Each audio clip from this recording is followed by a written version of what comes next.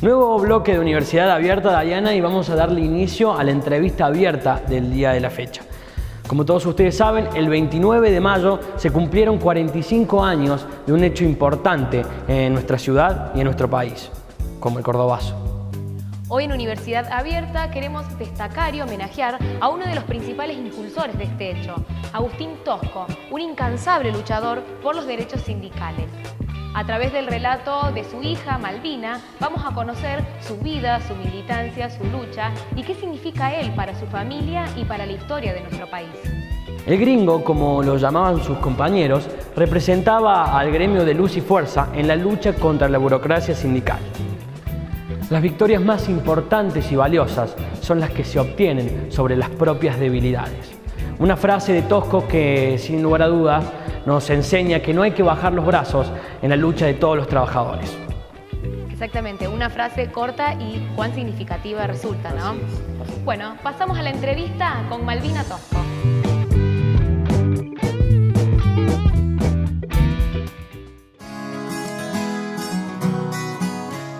El mameluco en blanco y negro, la mirada atenta a sus compañeros, mientras camina encabezando la columna del sindicato, una postal de Córdoba y de la Argentina.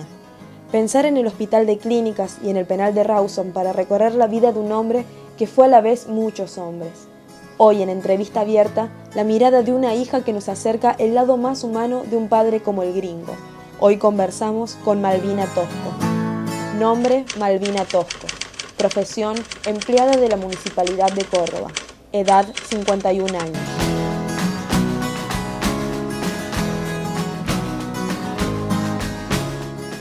Gracias, Malvina, por reunirte con nosotros acá en la Biblioteca Agustín Tosco para poder recordar cerca de la fecha. Bueno, primero, ¿cómo es que recordás tu infancia, a tu papá, a tu mamá durante la década del 60? Y es una infancia un poco convulsionada, diferente a la de otros niños, porque nosotros teníamos un papá que era sindicalista y eso le impedía a él estar en la casa como un papá normal. Sin embargo, mis primeros años de vida sí recuerdo a un hombre cariñoso, era muy cariñoso con nosotros. Era un gran lector, así que él, todo lo que pasaba por sus manos, él lo leía. Y lo recuerdo, tengo una anécdota muy bonita.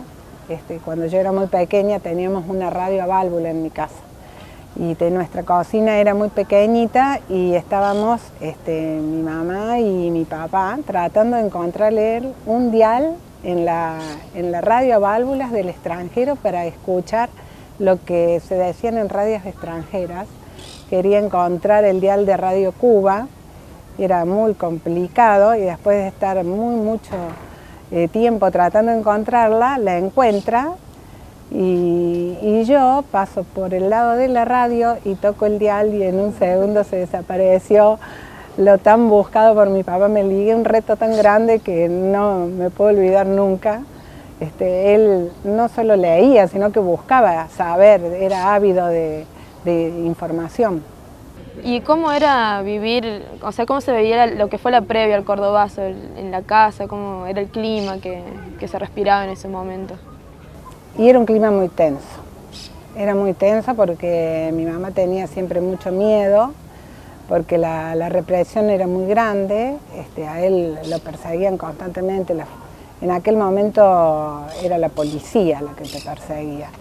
Y nosotros teníamos a veces allanamientos en la casa, una situación espantosa, buscándolo a él o buscando documentación que lo incriminara en algo, que pudiera permitirle al poder que estaba en ese momento hacerlo preso, ponerlo preso.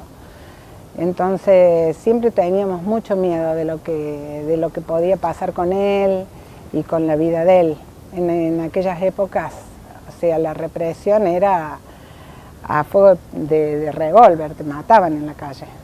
En el Cordobazo, antes del Cordobazo hubo muertos en Corrientes, en Rosario, en Tucumán, y el mismo día del Cordobazo lo matan a Máximo Mena acá en Córdoba. Así que era muy difícil, muy tenso. Y un año después del Cordobazo fue el encarcelamiento en Rawson. ¿Cómo veías verlo a él encarcelado? Mira, nosotros éramos muy pequeños y en eso jugó un papel muy importante la educación que nos dio mi mamá, porque ella nos explicaba que, en palabras sencillas, que nuestro padre estaba preso porque luchaba para que otros chicos como nosotros tuviéramos las mismas oportunidades, o sea, ir al colegio, tener nuestro guardapolvo, tener nuestros libros. Y para eso nosotros con eso nos bastaba. Nosotros entendíamos que él no era un delincuente, que él estaba preso por otros motivos.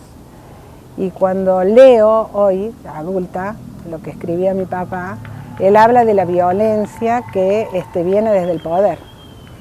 Entonces era tanta la violencia que existía desde el poder hacia los trabajadores y el pueblo todo, que en definitiva después repercutía en una forma de defensa que el mismo poder llamaba violencia.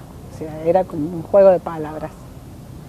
Y bueno, ¿cómo viste la decisión de, por ejemplo, no escaparse, como fue la cúpula de Montoneros, del ERP, o sea, la decisión de quedarse? Eso mi papá se lo explica bien a ellos cuando lo invitan a participar de esa fuga. Acá en Córdoba había una lucha muy grande de los trabajadores de Luz y Fuerza y sobre todo de los trabajadores de Citrac Citran, que luchaban para que él sea libertado. Y él entendía que si él se fugaba, traicionaba de alguna forma a esos trabajadores que estaban luchando para que salga libre, y se los explicó así.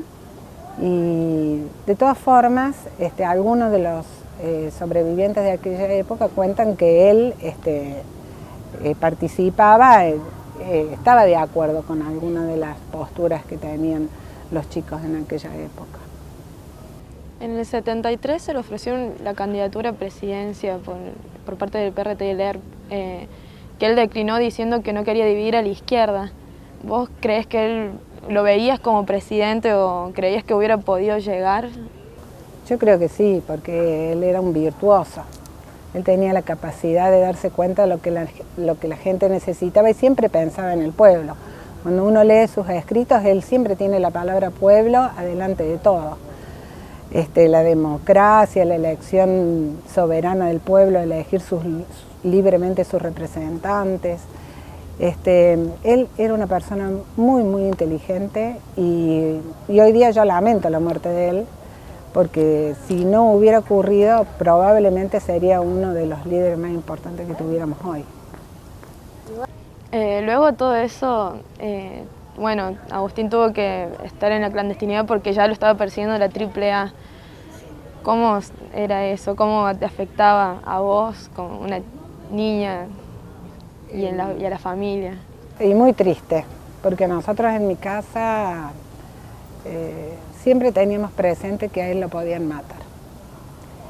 Y tengo una convicción muy personal que si él no hubiera fallecido porque se enfermó, hubiera sido desaparecido hoy, como René Salamanca y como Dito Fino y como un montón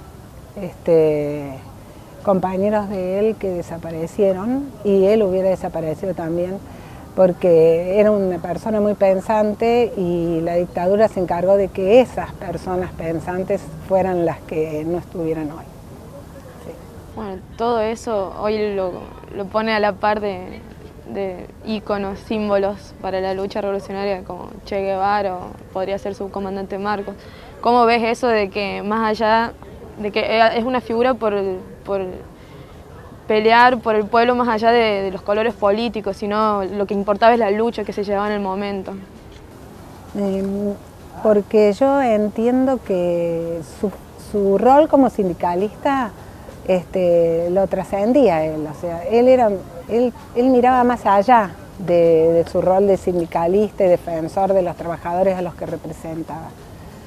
Y tenía opiniones muy marcadas que hoy día hablamos mucho de él y muchas personas rescatan su honestidad, su dignidad, su hombría de bien, pero por ahí también tendríamos que hablar de los conceptos que él tenía, porque él estaba en contra del Fondo Monetario Internacional, hablaba del Fondo Monetario como un patrón monetario de la Argentina, hablaba de la propiedad privada como un bien comunitario.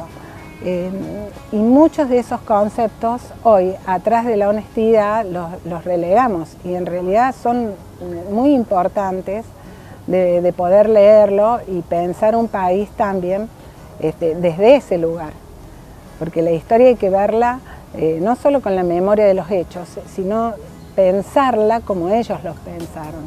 Y yo creo que ese es el legado que deja mi papá, tratar de entender su postura política para poder tener un país mejor y más grande como el que él quería. Bueno, muchas gracias por... Gracias a ustedes.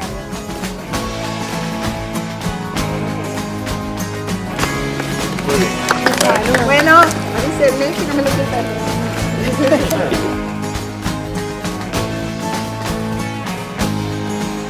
En el programa de hoy vimos cómo la apropiación de los espacios públicos genera redes culturales para la comunidad, motivando el involucramiento de la sociedad en las disciplinas artísticas para resignificarla como expresiones abiertas a todos y no solo en un museo. También pudimos conocer la historia y el pensamiento político militante de Agustín Tosco, un ejemplo de lucha incansable para reivindicar los derechos sindicales y de la clase obrera. Dayan, una mala noticia, nos hemos quedado sin tiempo, se acabó el programa. Se terminó el programa. Con muchísimo contenido y muchísima información, ¿verdad? Exactamente. Bueno, ¿cómo podemos volver a ver el programa? Una pregunta que siempre la hacemos al final.